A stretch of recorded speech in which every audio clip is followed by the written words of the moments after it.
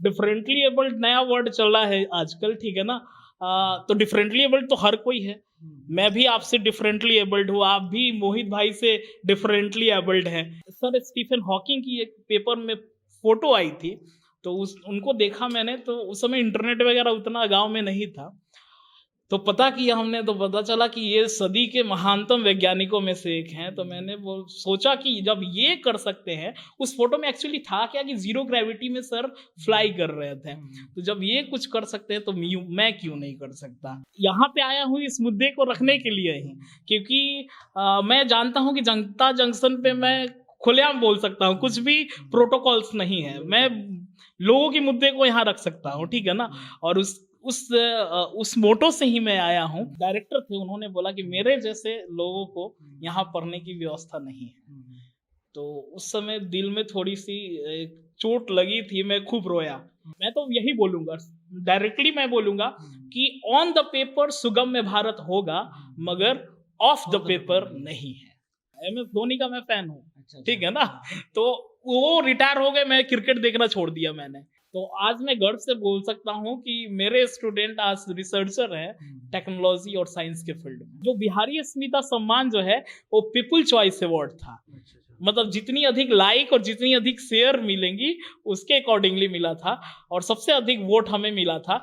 जो भी डिसेबल्ड लोग हैं, उन्हें सिंपैथी की नज़र से ना देखें, ठीक है ना? वो भी, उनमें भी एक सुपर पावर है।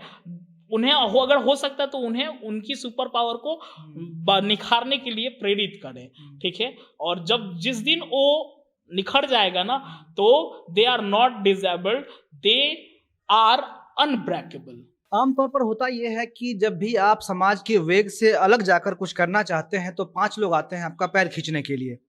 और उस स्थिति में जब आपको पता है कि आप डिसेबल हैं किसी भी तरह से, चाहे आप मेंटली होइए या फिर फिजिकली होइए, तो आपका जो दिल होता है वो आपको अलाउ ही नहीं करता है कि आप आगे बढ़ के कुछ करिए। आपको लगता है कि अगर हम कुछ करेंगे तो लोग हम पे हंसेंगे, या फिर आपको लगता है कि हम नहीं कर पाएंगे। लेकिन आज जो हमारे बगल में शख्स बैठे हैं, ये फिजिकली डिसेबल्ड है, चल नहीं सकते हैं। और अभी जब ये हमारे स्टूडियो में आए थे तो इनको बाकायदा कंधे पर उठा करके और फिर व्हील चेयर पर रख करके इनको हमारे ऑफिस में लाया गया।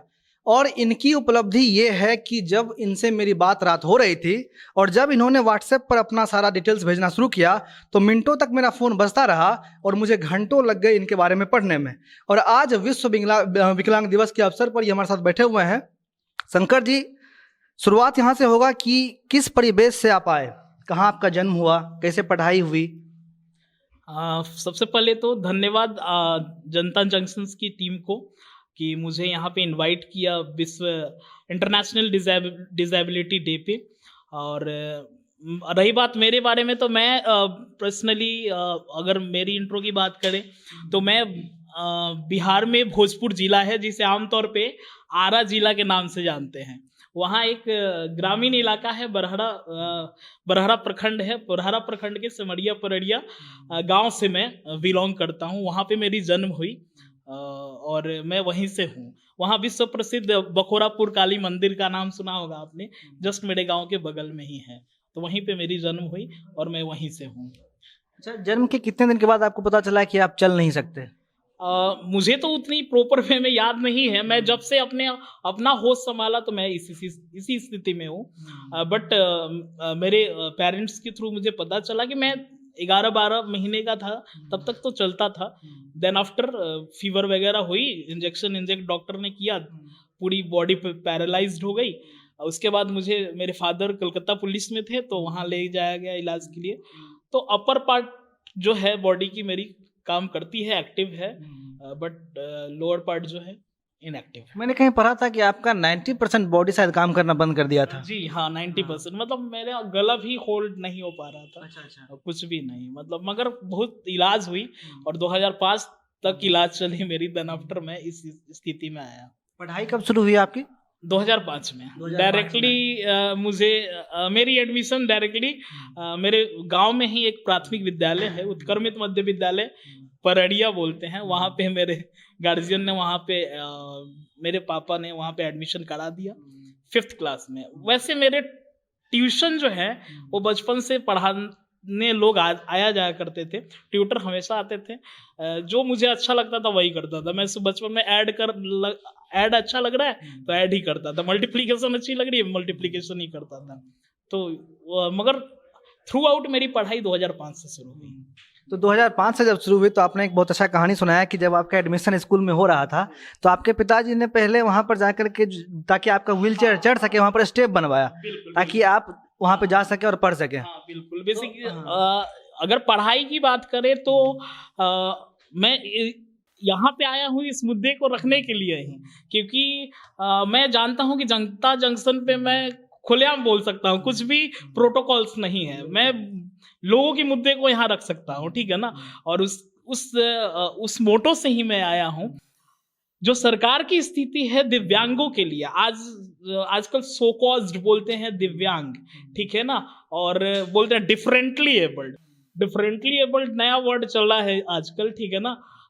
तो डिफरेंटली एबल्ड तो हर कोई है, मैं भी आपसे डिफरेंटली एबल्ड हूँ, आप भी मोहित भाई से डिफरेंटली एबल्ड हैं, ठीक है ना, है कि नहीं। क्वालिटी तो उनमें भी कुछ अलग है, आप में भी कुछ अलग है, मगर सरकार की जो रूट लेवल पे काम है वो जीरो है, पेपर वर्क है।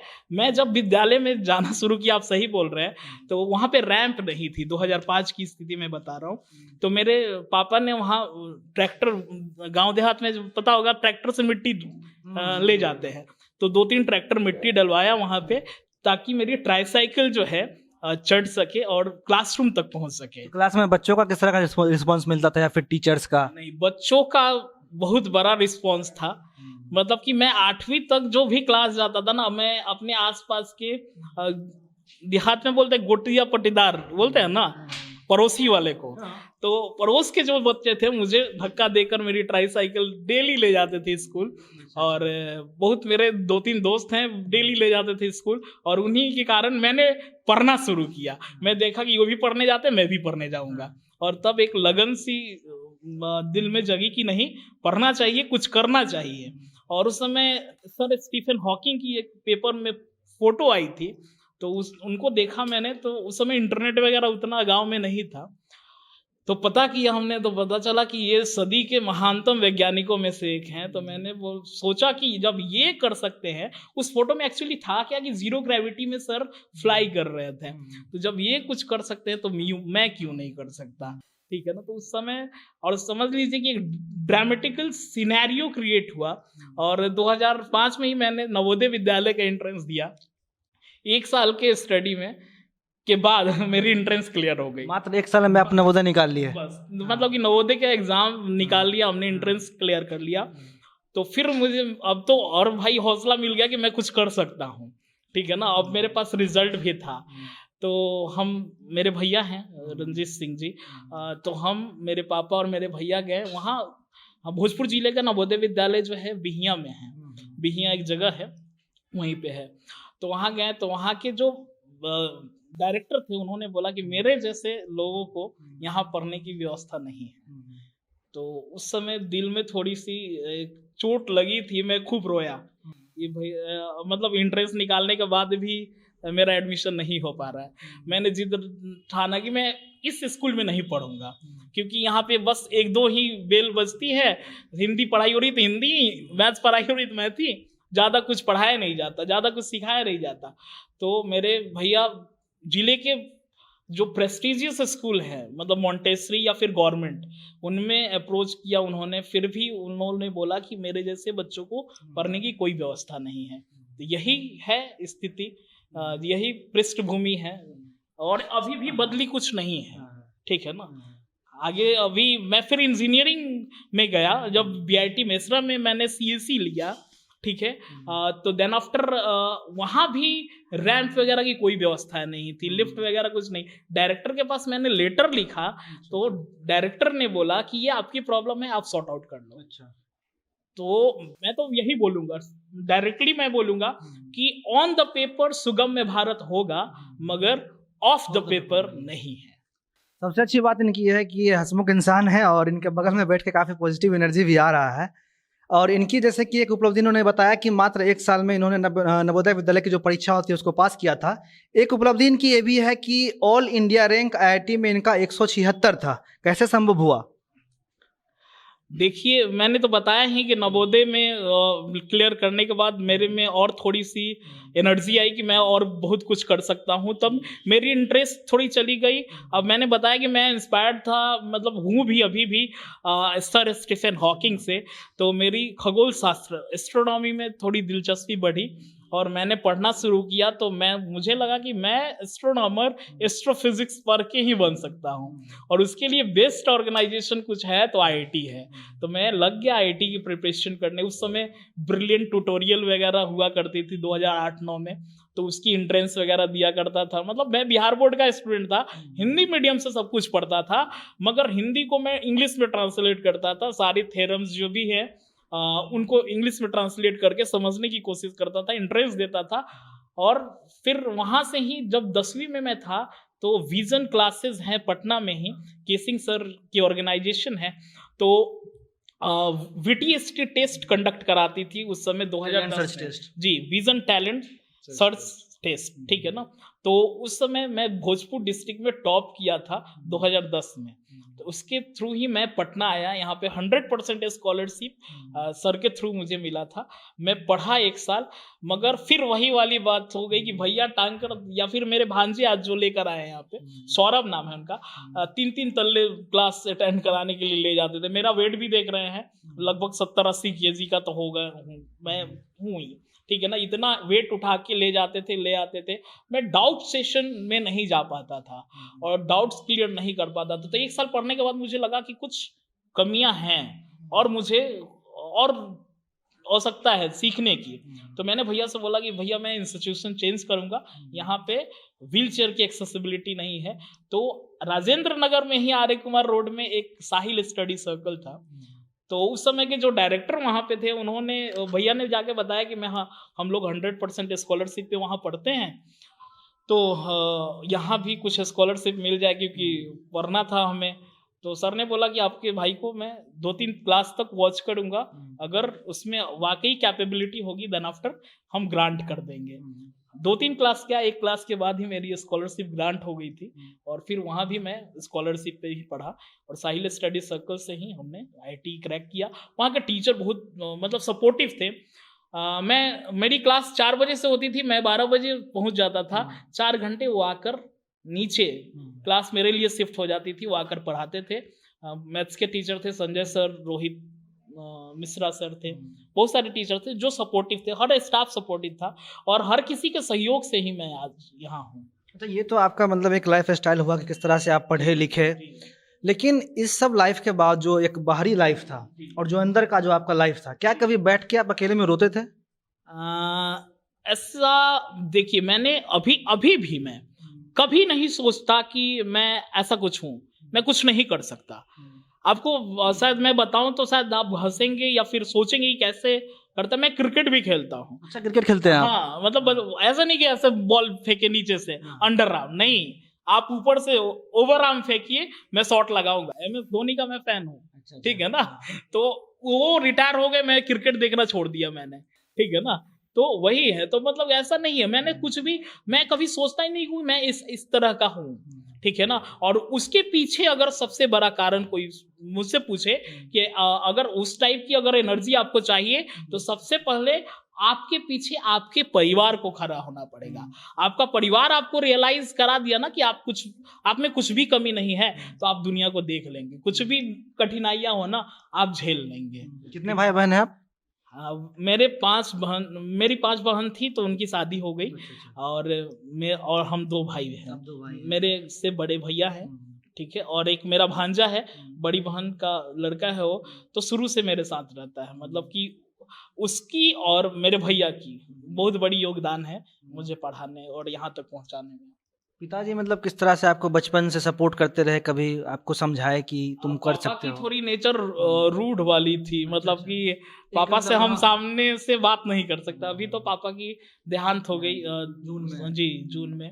तो मतलब मगर उनकी आपने फोटो वगैरह देखी होगी, तो थोड़े बुलंद छवि वाले थे, उनसे हम लोग डर से बात नहीं करते थे। मगर हमारे अगर मान लीजिए कि मैं अभी बिहार बोर्ड का होकर भी इंग्लिश बोलता था 2008 में, तो उसके पीछे का कारण था मेरे भैया का इनकरेजमेंट, ठीक है ना। क्योंकि वो बोलते थे कि सपोज कर लो कि आप धोनी के फैन हैं, धोनी को बुलाना है, रवि शास्त्री बन जाओ, और वो कैसे बुलाओगे प्रेजेंटेशन पार्टी में, इंग्लिश में बोलो। मैं गलती ही बोलता था मगर बोलता था, मेरी अंदर की झिझक जो है वो खत्म हो गई। तो मैं तो यही कहूंगा कि हर एक पेरेंट्स को, हर एक कोई ना कोई आपके घर में आपका रोल मॉडल होना चाहिए, आपको पोक करने वाला होना चाहिए कि आप अपने लाइफ को एपेक्स तक ले जाएं। ठीक है। नहीं, ये तो बहुत अच्छी बात आपने कही कि जैसे कि अगर परिवार वालों का समर्थन नहीं मिलता है तो लोग बाहर से टूट जाता है। हाँ, बाहर, क्योंकि बाहर में जो समाज का लोग है वो हर वक्त चाहता है कि उसको पीछे खींचे, लेकिन वही जो परिवार का जब समर्थन और मिलता ऐसा है तो नहीं है कि मेरे साथ ऐसा नहीं हुआ है। आपने पढ़ा होगा कि आईआईटी में एंट्रेंस क्लियर करने के बाद भी मैं आईआईटी ज्वाइन नहीं करता। उस लेवल पे पहुंचने के लिए भी मेरे परिवार वालों ने बहुत बहुत चीज़ों की बलिदान दिया है, ठीक है ना। और ऐसे ही मान लीजिए कि मेरे जैसा एक बच्चा पटना में रह के मिडिल वर्ग से आके बाइक पे क्लास जाना, रेंट, रूम रेंट देना, हर चीज़ कैसे मेंटेन होता होगा वो समझ सकते हैं आप। मैंने आईआईटी निकाला, मगर जब मैं ज्वाइन नहीं कर पाया तो बहुत सारी क्रिटिसिज्म हुई। मैं टूट गया था, एक कोने में दुबक के रो रहा था 2013 में। तो फिर वही मोटिवेशन वाली बात आई कि भैया ने बोला कि भोजपुरी में उन्होंने बोला कि का भइल तू ना गिला था, तहरा में इतना कैपेबिलिटी बा कि तू लोग के भेज सकेला। तो आज मैं गर्व से बोल सकता हूँ कि मेरे स्टूडेंट आज रिसर्चर हैं टेक्नोलॉजी और साइंस के फील्ड में। इसको मतलब हम थोड़ा सा अच्छे से क्लियर करना चाहेंगे कि आईआईटी जाने के बाद, मतलब आप नहीं गए आईआईटी, उसके बाद से जब आपने फिर से बाउंस बैक किया अपनी लाइफ में, तो आप उसके बाद से अब तक क्या क्या कर रहे हैं बच्चों के लिए?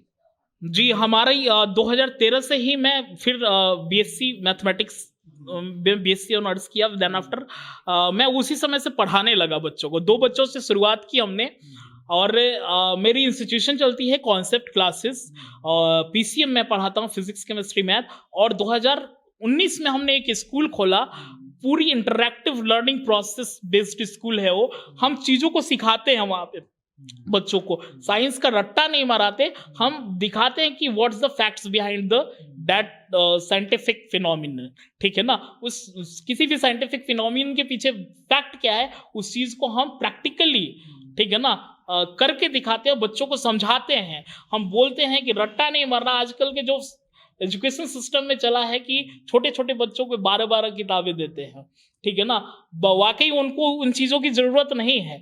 तो हम तो अभी करंटली मेरा काम है एजुकेशन एंड कंसल्टेंसी में मैं काम करता हूँ, फील्ड में काम करता हूँ, एज अ सोशल एक्टिविस्ट भी काम करता हूँ। और लोगों को, हमारे गंगा के बेल्ट पे हमारा गांव है, तो आर्सेनिक की बहुत सारी प्रॉब्लम्स हैं, तो उनके लिए मैं समय समय पे आर्टिकल्स वगैरह भी लिखता हूँ, अवेयर करता हूँ लोगों को। आरटीआई एक्टिविस्ट के तौर पे भी काम करता हूँ, ताकि मेरा मानना है कि आज भी लगभग 60% बच्चों के पास उतनी कैपेबिलिटी नहीं कि वो मोंटेसरी स्कूल में पढ़ें। तो ग्रामीण स्तर पे जो गवर्नमेंट स्कूल है वहाँ पे भ्रष्टाचारी ना हो, उसके लिए मैं आरटीआई एक्टिविस्ट के तौर पे भी काम करता हूँ। समय समय पे जाके वहाँ मोटिवेशन सेशन भी लेता हूँ, मोटिवेशनल सेशन भी लेता हूँ, बच्चों को पढ़ाता भी। अच्छा, आपने जितने फोटोज भेजे थे उसमें तमाम, मतलब शायद 40-50 फोटो था, और हर फोटो में आपका एक उपलब्धि था। आपको बिहारी स्मिता सम्मान भी मिला 2017 ईस्वी में। कैसा फील होता है जब आप मतलब उतने बड़े मंच पर जाते हैं और अपने हाथ में बिहारी स्मिता सम्मान को लेकर लौटते हैं?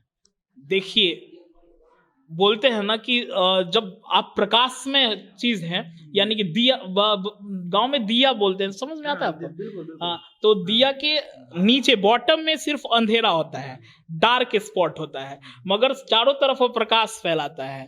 तो वही स्थिति आज भी मेरे साथ है। इस front the camera, in front of the camera मैं बोल रहा हूँ।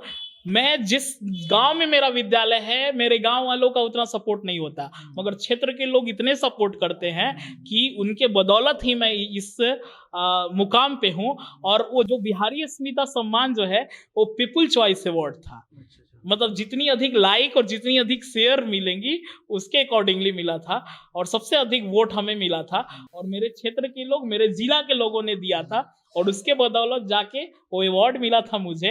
और वाकई बहुत इतना बड़ा मंच और सामने इतनी बड़ी क्राउड, उनके सामने मैं अपनी बातों को रख रहा हूँ, लोग एक्साइटेड हो रहे हैं, यानी कि वो चीज़ें जो हैं मुझे एक्सेलरेट करती हैं। मैं बीइंग अ साइंस टीचर, वो चीज़ें मुझे एक्सेलरेट करती हैं कि नहीं बेटा, अभी तुझे और कुछ करना है, ठीक है। और उस हौसले के साथ मैं अभी भी लगा हूँ और अंतिम समय तक लगा रहूँगा, क्योंकि मेरा ये मानना है कि देखिए, फिजिकली एक्टिव होना आपके बस में नहीं है, वो ईश्वर के बस में है, ठीक है ना। मगर वैचारिक एक्टिवेशन जो है वो आप अपने मरते दम तक रहिए, तभी समाज में आपकी वैल्यू जो हो है ना, समाज में आपकी जो पहचान है वो बनी रहेगी। तो वैचारिक गतिविधियों को मैं अपने मरते दम तक कायम रखूंगा। अच्छा, आप जिस समाज से निकल कर आए, उस समाज के लिए आपके पास क्या फ्यूचर प्लान है? जी, ठीक है। जिस समाज से मैं हूँ, मैं वहाँ पे देखिए, मेरा जो मैं काम करता हूँ जिस क्षेत्र में, वो मैंने अब कमियों को देखकर ही शुरू किया अच्छा, है। बिहार के बच्चों में आपको टैलेंट दिखता है? बिल्कुल टैलेंट है। बिहार के बच्चों, अभी तो छोड़ दीजिए, इतिहास गवाह है कि बिहार ने पूरे विश्व को दिशा दिखाया। चाहे हम आर्यभट्ट की बात कर ले, चाणक्य की बात कर ले, ठीक है। तो हम जिस फील्ड में काम कर रहे हैं अभी, वो हमारा एक इनिशिएटिव जो है वो उस गैप को फुलफिल करने के लिए ही है। क्योंकि जब मैं आया शहर में तो मुझे बहुत सारी चीज़ें रियलाइज हुई कि मुझे पहले ही जो चीज़ें सीख लेनी चाहिए थी, मैं अभी आके यहाँ सीख रहा हूँ, ठीक है। तो बहुत बड़ा गैप है एक रूरल एरिया और अर्बन एरिया में। तो that's why I initiate that initiative to fulfil that gap, ठीक है ना। इसलिए मैंने उस इनिशिएटिव को शुरू किया और वो मेरा ड्रीम प्रोजेक्ट था। जैसे मतलब कि मेरा शुरू से मानना है कि मैं पढ़ लिख कर एक अपने बड़े भाई के नाम पे स्कूल खोलूंगा, क्योंकि उनका बहुत बड़ा योगदान था, ठीक है ना, अभी भी है। तो और उस स्कूल से मैं फ्री ऑफ कॉस्ट जो निःशक्त जन हैं और जो जरूरतमंद हैं उन्हें मैं पढ़ाऊंगा, और मैं पढ़ाता हूँ। हर एक क्लास में मेरे 5-6 बच्चे फुल स्कॉलरशिप पे होते हैं, 100% स्कॉलरशिप। एक पर्सनल सवाल, शादी हो गई आपकी? नहीं, और करना भी नहीं है। जीवन साथी नहीं चाहिए आपको? नहीं चाहिए। जीवन साथी हो गई है मेरी शादी, मतलब कि समाज सेवा से हो गई है, ठीक है ना। मतलब कि हमें समाज को कुछ देना है और मैंने डिटरमाइंड हूं मैं कि नहीं करना है। अच्छा, वैसे लोगों के लिए शंकर जी, हाँ। जैसे कि मान लीजिए जो आपकी तरह हैंडीकैप हैं, या फिर बहुत सारे लोग जो नॉर्मल भी होते हैं, उनको कहीं ना कहीं दिमाग से जो होता है, उनको लगता है कि अगर हम कुछ करेंगे तो लोग हंसेगा या फिर हमसे नहीं हो पाएगा। आप क्या उन लोगों के लिए सीख देना चाहते हैं ताकि वो इंस्पायर्ड हों और कहें कि ना, हम भी कुछ करके दिखाएंगे? नहीं, ये बिल्कुल सही आपने सवाल पूछा। लोग हंसेंगे ये तो है, और लोग हंसते भी हैं। हर एक कोई शंकर नहीं है, ठीक है ना, हर एक कोई सर स्टीफन हॉकिंग नहीं है, मगर जो शुरुआत करते हैं ना उन पे लोग हंसते हैं। कितनी बार सीढ़ियों से उतारते समय भैया मुझे लेकर गिर गया, मेरा भांजा लेकर गिर गया, तो लोग हंसे थे, मगर उनकी हंसी का जवाब हम अपने परफॉर्मेंस के बदौलत ही दे सकते हैं। और आज लोग नहीं हंसते हैं।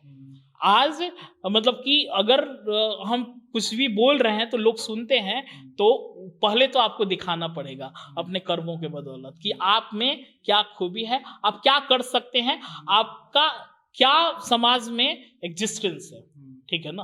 तो वो तो दिखाना पड़ेगा।